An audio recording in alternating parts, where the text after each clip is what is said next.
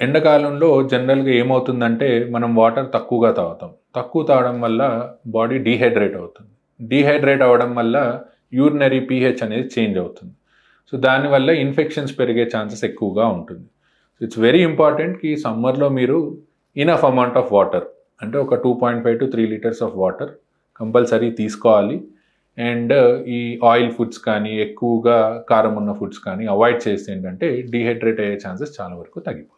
Dehydration అనేది ఏ టైంలో అయినా అవ్వచ్చండి. ఈ నాట్ ఓన్లీ సమ్మర్. ఇప్పుడు సపోజ్ వింటర్‌లో కూడా మీరు వింటరే కదా, రెయినీ సీజన్ వాటర్ మొత్తం తాగకపోతే కూడా డీహైడ్రేట్ అవుతారు. ఇనఫ్ అమౌంట్ ఆఫ్ వాటర్ ఎప్పుడైనా తీసుకోవాలండి. So, we expect a problem లేని వాళ్ళకి like kidney and heart problem లేని వాళ్ళకి generally at least winter and rainy సీజన్‌లో 1.5-2 లీటర్స్ అండ్ సమ్మర్‌లో 2.5-3 లీటర్స్ అలాంగ్ విత్ ఫ్రూట్స్ కానియండి, వేరే ఫుడ్స్ ఏవైనా సరే తీసుకోమని చెప్తాము.